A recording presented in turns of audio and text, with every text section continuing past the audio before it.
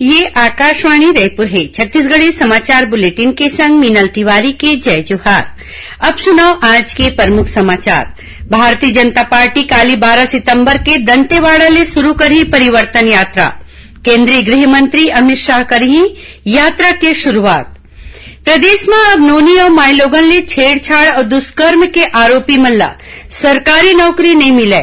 सामान्य प्रशासन विभाग जारी करे है आदेश।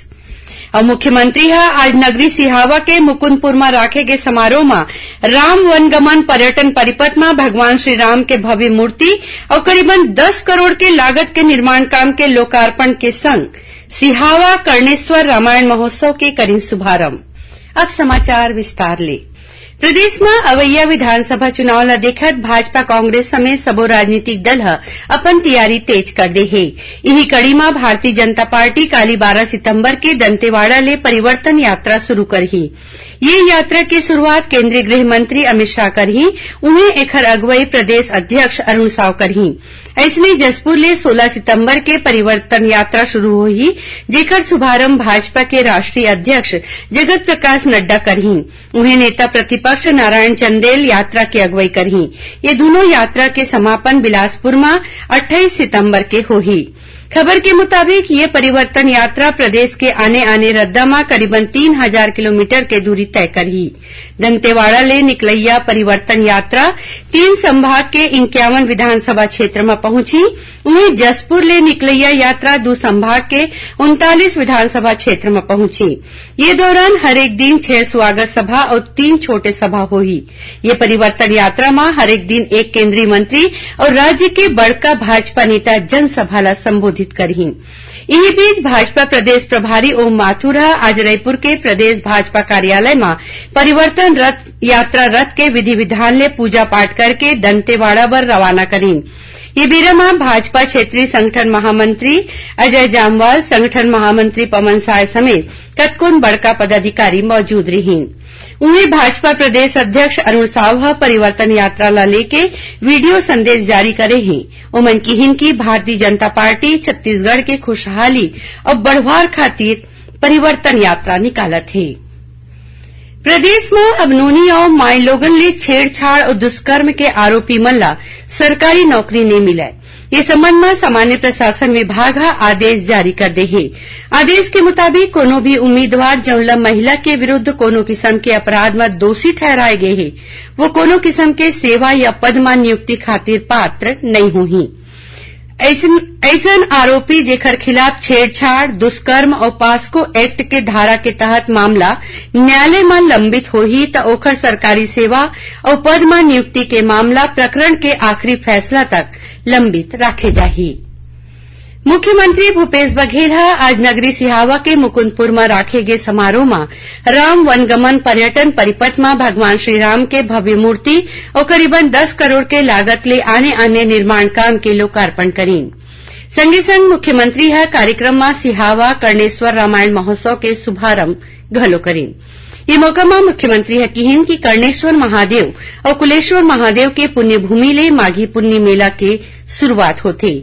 भगवान श्री राम के चरण जिहां पड़े है उन्हें विकसित करे के जिम्मेवारी राज्य सरकार के है। उन्हें धान बिसाय के संबंध में उमन किहिन की कोनो किस्म के दिक्कत झन होए।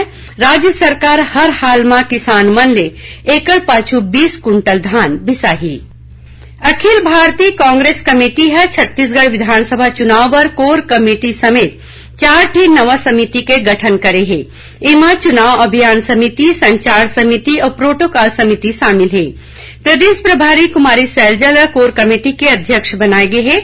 उन्हें विधानसभा अध्यक्ष डॉक्टर चरणदास महंत ला चुनाव अभियान समिति के जिम्मेवारी दे गए है। रविन्द्र चौबे ला संचार समिति और अमरजीत भगत ला प्रोटोकॉल के अध्यक्ष नियुक्त करे गए है। छत्तीसगढ़ी समाचार बुलेटिन आप मन आकाशवाणी रायपुर ले सुना था। छत्तीसगढ़ के खबर ले है आपकी वास्ता और खबर के विश्वसनीयता ले है हमार वास्ता।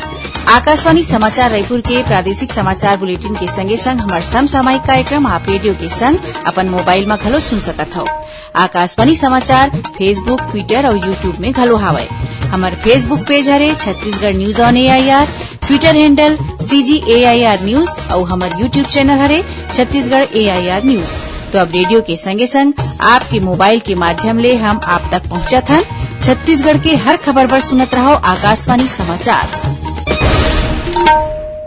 अब आगू बढ़बो बाँचे समाचार कोती। राज्य सरकार ह केंद्र सरकार ले धान बिसाए बर जरूरी करे गे बायोमेट्रिक सिस्टम ला लागू नहीं करे के अनुरोध करे हे। खाद्य सचिव टोपेश्वर वर्मा ह केंद्रीय खाद्य सचिव ला चिट्ठी लिख के प्रदेश में बायोमेट्रिक सिस्टम ला लागू करे जाए के सेती किसान मन ला होवैया मुश्किल ला बताए हैं। उमन चिट्ठी में लिखे हैं कि राज्य के बस्तर और सरगुजा क्षेत्र के दूर दराज और पहाड़ी क्षेत्र में कतकोन जगह में इंटरनेट कनेक्टिविटी के सुविधा के कमी होय के सेती बायोमेट्रिक आधारित खाद्यान्न खरीदी लागू करे में परेशानी होही।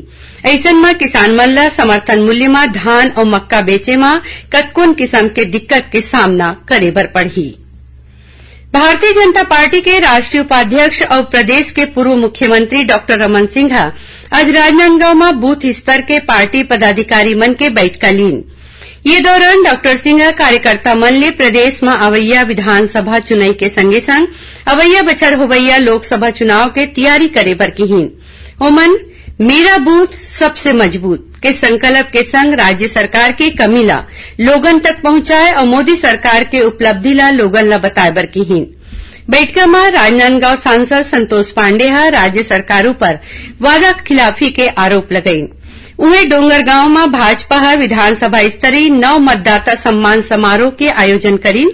ये कार्यक्रम में छत्तीसगढ़ी फिल्म अभिनेता और भाजपा नेता अनुज शर्मा शामिल हुईन। ये मौका में भाजपा नेता मन डोंगरगांव विधायक दलेश्वर साहू के खिलाफ 21 बिंदु में आरोप पत्र जारी करीन। दूसर कोटी मुख्यमंत्री भूपेश बघेल के काली राजनांदगांव आगमन में भाजपा के पूर्व पार्षद विठल पटेल समेत 60 जिन कार्यकर्ता कांग्रेस में प्रवेश करीन। राष्ट्रीय राजमार्ग पर अधिग्रहित किसान मन के भूइयां के मुआवजा नहीं दे जाए के विरोध में कोरबा जिला के गांव पाली मुनगाडीह राष्ट्रीय राजमार्ग में गांव के लोगन और किसान मन आज चक्का जाम करके विरोध जताईन। चक्का जाम के सेती बिलासपुर पाली रद्दा में कई घंटा तक अवई जवई प्रभावित रहीस। मौका में पुलिस प्रशासन के टीम मौजूद रही। उन्हें एससीसीएल के आने आने परियोजना ले प्रभावित भू विस्थापित मन के कतकुन मांग ला लेके मार्क्सवादी कम्युनिस्ट पार्टी के किसान सभा आज ले कोरबा जिला के कुसमुंडा में आर्थिक नाकेबंदी शुरू कर दे है। ये आंदोलन में क्षेत्र के 50 ले ज्यादा गांव के भू विस्थापित मन शामिल हैं। राज्यपाल और कुलाधिपति विश्वभूषण हरिचंदन डॉक्टर रामरण विजय सिंह ला दाऊ वासुदेव चंद्राकर कामधेनु विश्वविद्यालय के कुलपति नियुक्त करे हैं। इस संबंध में आदेश जारी कर दे गए हैं। डॉक्टर सिंह के कार्यकाल उपलब्धि और सेवा शरत विश्वविद्यालय अधिनियम और परिनियम के प्रावधान के मुताबिक होही। आदिवासी लोक कला अकादमी के तत्वाधान में राखे गए घड़वा कला कार्यशाला आज ले राजधानी रायपुर के महंत घासीदास संग्रहालय परिसर में शुरू हो गई है। आदिवासी लोक कला अकादमी के अध्यक्ष नवल शुक्ल बताईं कि 21 सितंबर तक चलैया ये कार्यशाला में बस्तर क्षेत्र के कतकुन कलाकार अपन कला दिखावत हैं।